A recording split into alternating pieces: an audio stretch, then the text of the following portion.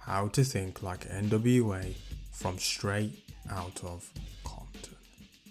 Now, NWA is without a doubt one of the most influential, if not the most influential rap group of all time.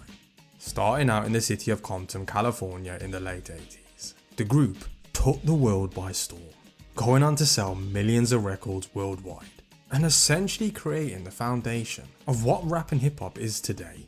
And in this video, what I'm going to explore are the two main strategies that the group used in order to not only blast through the doors of a very competitive industry, but to also make that such cultural impact that they had on the world, and what you can learn from them in order to get that one step ahead in life and in the world of business. So sit back, relax, and get ready to learn how to think like NWA. They want NWA? Let's give them NWA. Yeah. Alright? Now, Straight Out of Compton is an absolute bad boy film, which details the rise of the infamous rap group NWA. And it takes us on the journey behind the scenes of the creation of some of their famous records, Cruising down the street in my 6'4", to showcasing all the struggles and hardships that they faced on their controversial rise to the top. Speak a little truth and people lose their minds.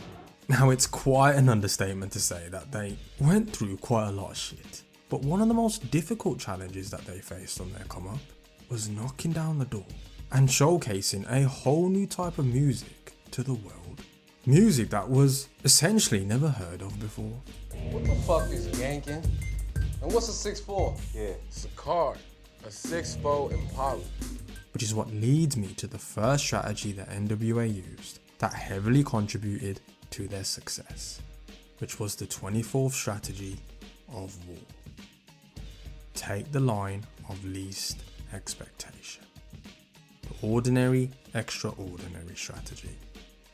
What this strategy is all about is recognizing the power of what going against normal patterns and the conventional ways of thinking can do for you.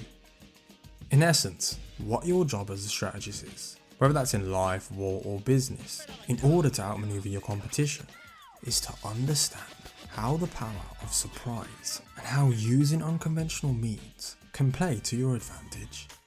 Now, back in the 70s and 80s, it was thought that the majority of different types of music, from the blues to rock, was already discovered. And because of people taking on this type of mindset, people's ears became quite accustomed to the then conventional sounds of the music scene. Now, the usual musician or artist would take it how it is and conform themselves to the conventional sounds and norms of the day. But what NWA did was understand this concept and completely flip it on its head. If people's ears were already accustomed to a certain type of sound, then what this created was a prime opportunity for something entirely new and innovative to come bursting through and shaking everyone the fuck up to a whole new sound. Now I'm the motherfucker that you read about, taking a life for two, that's what the hell I do. You don't like how I'm living, well fuck you, this is a game, and I'm in it.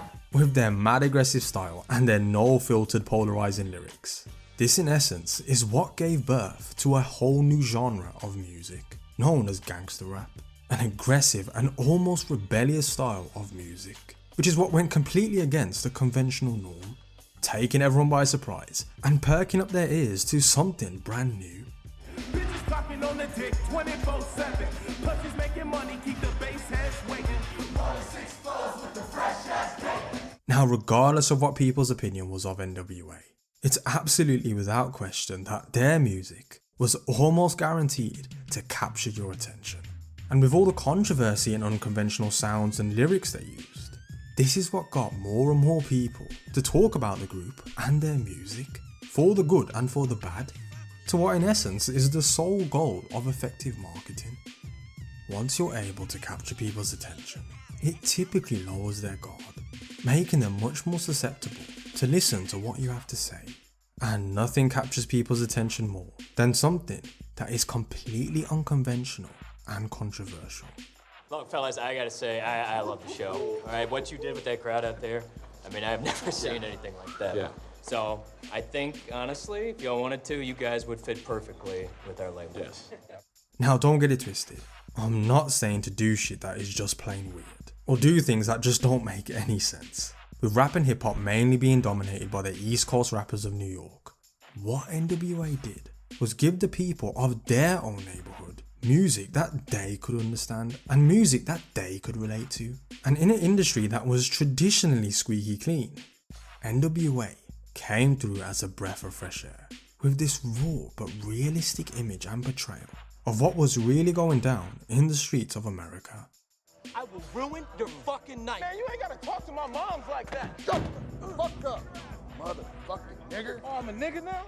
What this shows us is that in order to break through into any saturated marketplace, you mustn't be afraid of trying to break through via unconventional means. In actual fact, you should embrace this, as the surprise and innovation that unconventional tactics produce can play massively to your advantage, exactly like how it did for NWA, and help you spot gaps in the market to which your product or service can fill. The genius strategy behind this was that even though NWA had this type of reckless and ruthless reputation, they were in actual fact very calculated, and this mindset of being strategically unconventional is something that will bring you great power if you adopt it. Phones are burning up. This is 1580 KDAY, and it's Greg Mack with the Mac Attack, and I gotta give it up to my boy Dr. Dre, who's coming with Compton's very own Eazy-E. And you're listening to Boys in the Hood, the #1 requested song for 6 weeks and counting. Now, in order to come across as unconventional in a strategic way, it's very important to have a point of reference that represents conventional means. Otherwise, this strategy won't work. NWA positioned their music as reality rap, a harsh but truthful insight for what it was like for people in the hood to live in America, going against the more fairy tale-like portrayals of life that the majority of other musicians were portraying. A quick modern day example is how Elon Musk did this with electric cars.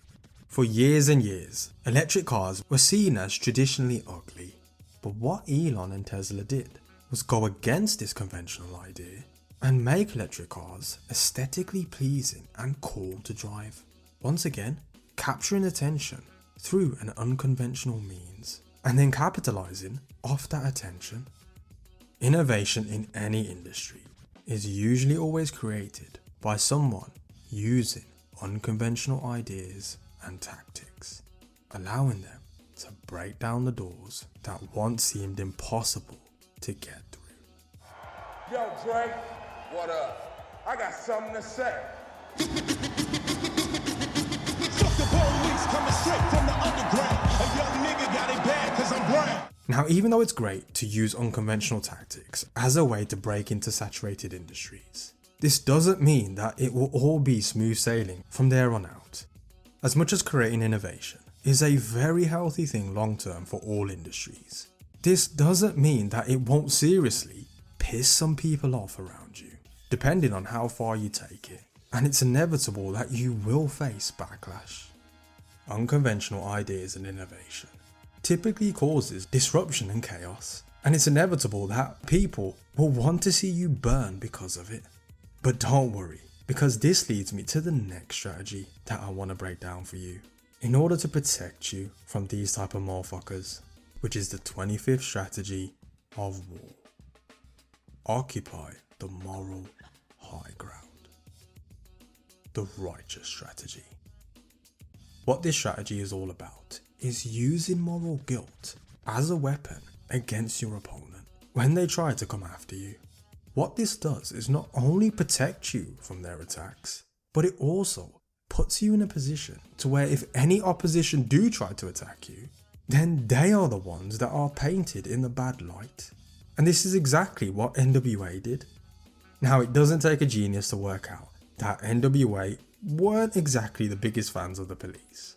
I mean, with all the harassment and the brutality that they had to go through, who could blame them? Which is what led them to create their infamous track, Fuck the Police. Gonna start some shit, this what we need. Hell yeah. Fuck the police coming straight from the underground. A young nigga got it bad 'cause I'm brown.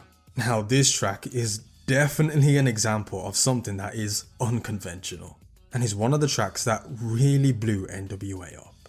And even to this day, This groundbreaking song is still played in political protests worldwide and is essentially still a big fuck you to the establishment almost 35 years later, which again highlights the power of the unconventional. But needless to say that this track wasn't exactly well received by not only the police, but many different types of law enforcement agencies, including the highest of the high. What's that? Motherfucking FBI. Now when someone like the FBI tells you to shut the fuck up, the average person typically would, but not NWA. What they did instead was strategically use this to their advantage by, like I said, occupying the moral high ground, to where they used the FBI letter to even further and fuel the point that Fuck the Police was making them look like the victims and making law enforcement look like the bad guys. You see, this right here is a gift. It's the FBI. What you talking This is free publicity for NWA.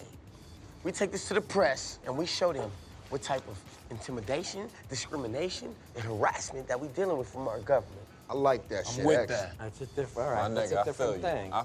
What NWA did was fight fire with fire and completely flip the tables by using genuine moral arguments as defense mechanisms to protect them from the onslaught that they were getting from law enforcement.